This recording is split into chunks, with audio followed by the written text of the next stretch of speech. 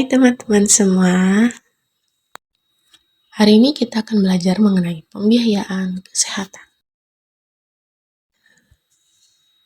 Pembiayaan kesehatan adalah besarnya dana yang harus disediakan untuk menyelenggarakan berbagai upaya kesehatan yang diperlukan oleh perorangan, keluarga, kelompok, dan masyarakat. Sumber biaya kesehatan terdiri dari pemerintah, masyarakat, dalam dan luar negeri, serta biaya anggaran pemerintah dan masyarakat. Biaya kesehatan terdiri dari biaya pelayanan kedokteran dan biaya pelayanan kesehatan masyarakat. Syarat pokok pembiayaan kesehatan terdiri dari yang pertama adalah jumlah, yaitu tersedianya dana dalam jumlah yang cukup dan arti dapat membiayai penyelenggaraan seluruh upaya kesehatan yang dibutuhkan. 2. Kebutuhan, yaitu mobilisasi dana kesehatan yang ada sesuai dengan kebutuhan. 3. Pemanfaatan, yaitu alokasi dana pelayanan disesuaikan dengan tingkat pemanfaatan pelayanan kesehatan yang dibutuhkan.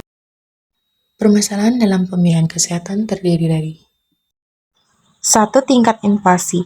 Apabila terjadi kenaikan harga di masyarakat, maka secara otomatis biaya investasi dan biaya operasional pelayanan kesehatan masyarakat akan meningkat. 2. Tingkat permintaan yang dipengaruhi oleh A. Meningkatnya kuantitas penduduk yang memerlukan pelayanan kesehatan dan meningkatnya kualitas penduduk karena pendidikan dan penghasilannya lebih baik membutuhkan pelayanan kesehatan yang lebih baik pula. Kemajuan ilmu pengetahuan dan teknologi. Pelayanan kesehatan ditandai dengan makin banyak dipergunakan berbagai peralatan modern dan juga canggih. Teknologi modern untuk kesehatan. Ada apa aja sih? Penasaran kan? Ayo kita simak pembahasan berikut ini.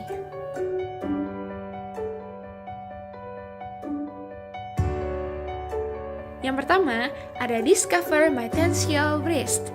MyTensio adalah sebuah alat yang mampu memonitor tekanan darah dalam jangka waktu tertentu. Alat ini dapat disinkronkan dengan smartphone dan hasilnya akan terlihat. Alat ini cocok digunakan bagi penderita darah tinggi.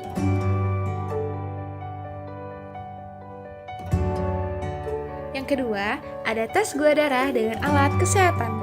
Alat pengukur gula darah merupakan perangkat digital yang berfungsi untuk mengukur kadar gula darah seseorang. Bentuknya kecil dan mudah dibawa, sehingga bagi penderita diabetes dapat mengecek kadar gula darahnya dimanapun dan kapanpun.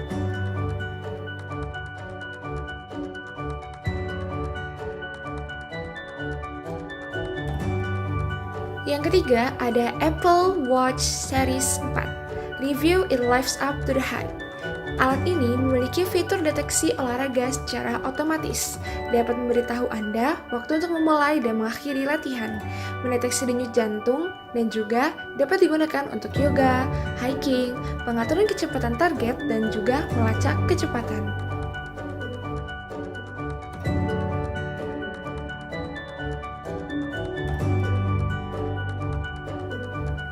Yang keempat, ada Zeo Sleep Manager Bedside Overview. Alat ini diperuntukkan untuk penderita insomnia. Alat yang berbentuk pita kecil dan dikenakan di kepala selama tidur bertujuan agar pasien dapat tidur dengan nyenyak. Alat yang dikemas ke dalam aplikasi ini dapat mengatur tidur berkualitas yang diperoleh setiap malamnya.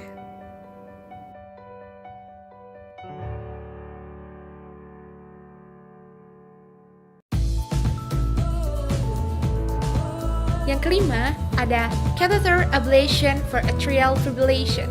Alat ini dapat digunakan dalam operasi jantung dan pemasangan katup jantung pada pasien yang tidak mampu melewati fase rigor saat operasi. Kateter akan memasukkan katup jantung melalui arteri femoral menuju katup jantung pasien yang rusak dan menambalnya.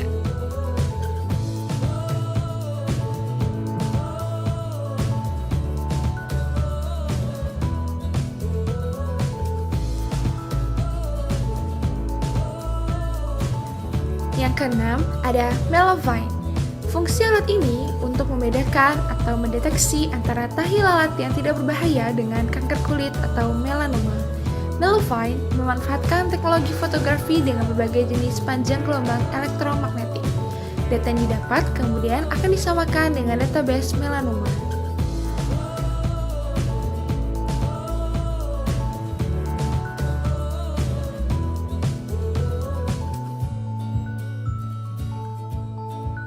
Yang terakhir, ada New Vein Finder.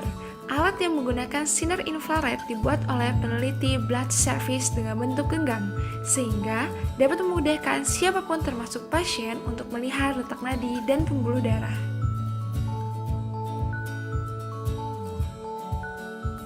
Wah, banyak sekali ya alat-alat teknologi modern yang berguna untuk kesehatan kita. Dan tentu saja akan ada alat-alat teknologi lainnya yang akan membantu kita untuk menjaga kesehatan kita.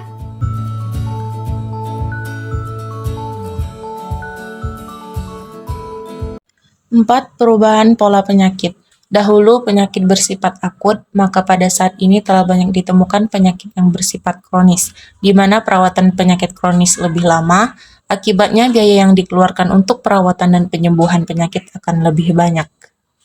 5. Perubahan pola pelayanan kesehatan. Seiring perkembangan spesialisasi dan subspesialisasi, akibatnya sering dilakukan pemeriksaan secara berulang yang pada akhirnya akan membebani pasien. Solusi mengatasi permasalahan pembiayaan kesehatan. 1. Penguatan perencanaan pembiayaan kesehatan di daerah. 2. Pengembangan skema kemitraan publik dan swasta. 3. Redistribusi yang proporsional dari upaya kesehatan perorangan atau lebih dikenal dengan UKP pada pelayanan kesehatan primer publik dan swasta.